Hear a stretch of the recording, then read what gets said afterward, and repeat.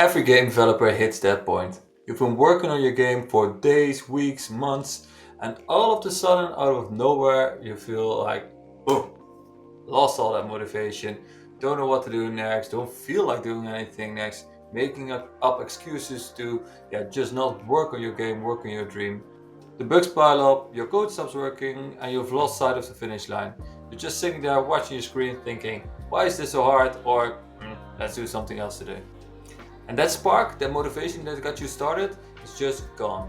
And that's the moment when most people give up, but it's also the moment that defines whether you will finish your game or not.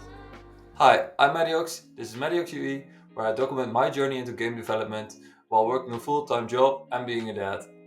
If you're on a similar journey, learning game development while juggling other responsibilities, hit that subscribe button and we'll figure this out together.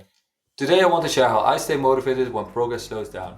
A realistic view on what that feels like, what keeps me going, and what might help you keep going too. This is a battle that every indie game developer fights, so you're definitely not alone in it. Here's how I structure my days.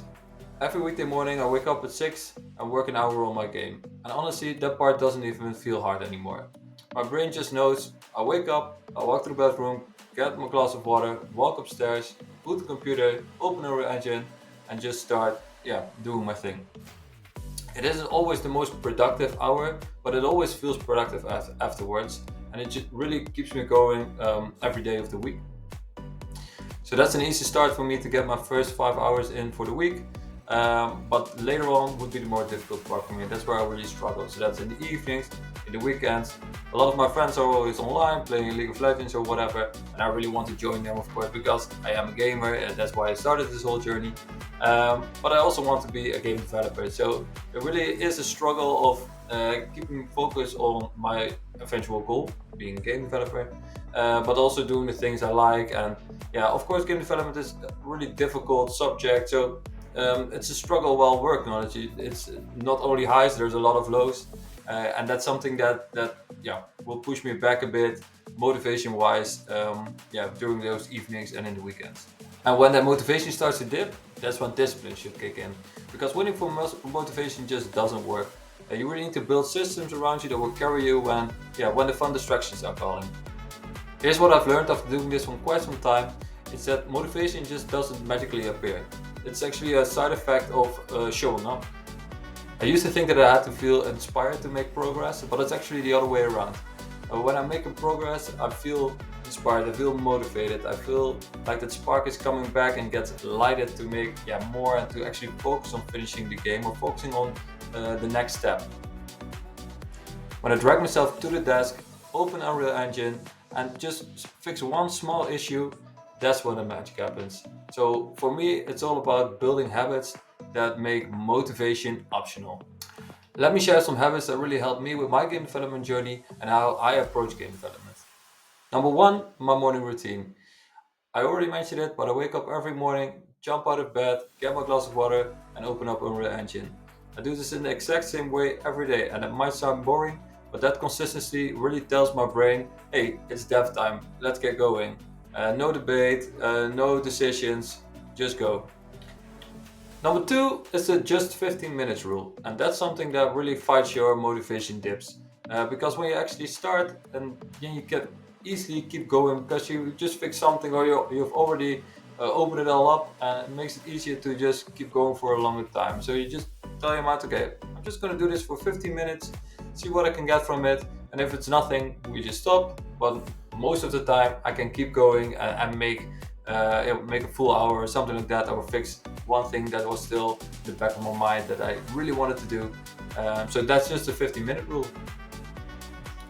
Number three is keeping your why visible. I always have one of my characters on my desk just to remind myself of that this is what I want to bring alive, this is what I want to create, and this is my dream of being an actual game developer eventually and make a living from it. You can also use a post-it with some text or a picture or a poster of anything, but just make sure that you have something on the place where you're working that you can see that reminds you of the dream you want to achieve. Number four is healthy inspiration. I follow a lot of game developers on TikTok, YouTube, and LinkedIn, and I think that's really something that sparks my motivation to keep going myself as well. And I think one of my favorite social media is LinkedIn for game development, because there's a lot of people sharing really good tips, really cool stuff that they created, really unique things, and they just look awesome. Plus, you also can connect with a lot of cool game developers. One thing I do need to mention with that is that you should give yourself like a maximum amount of time to keep scrolling on your phone or on the computer or whatever, because scrolling for hours can really demotivate you and just waste a lot of your time. Habit number 5 is break the loneliness. And this one is really difficult because game development is a pretty lonely journey. But I really try to go out there, go to events, connect with people on LinkedIn, tell your story to friends and family, because some people are really, really interested in what you're actually doing. And talking about your project gives you more motivation as well, and especially when people react positively on it. But also just join Discords, react to people on TikTok, react to people on YouTube, and just try to build up your connections, because you also never know what that connection may bring you in the future. Then there's this mental shift that helped me big time, and that's accepting that slow progress is still progress. When I first started game development, I didn't know anything about game development, but I did know that I wanted to make a game, I wanted to make it fast. But that just doesn't work for someone like me. I'm a father, I have a full-time job. I don't have the time to spend 8 hours a day working on my game or learning Unreal Engine or learning any skill. So that's something that is a real struggle for me. But that's something that I've learned to appreciate, that every small piece of progress is still progress. And I've been doing this for quite a bit of time without making that much progress. But yeah, I'm doing it for 5 years now, and I really finally start to see the difference between me now and me from 3-4 years ago.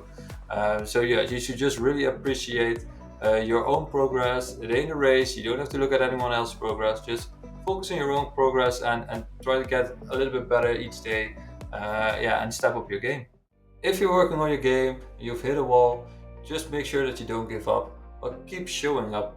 Make sure to put in that work, put in 15 minutes of work, fix just one minor bug, something like that, but keep going, because that's how your game will eventually become a reality. Motivation will always come and go, but habits, purpose, and a clear why will keep you moving forward. I hope sharing my habits give you something to build on for your own game development journey, and hope that you get that motivation to keep going, even though progress can be a little bit slow. That being said, thank you very much for watching. This is Mediocre UE, and see you next time.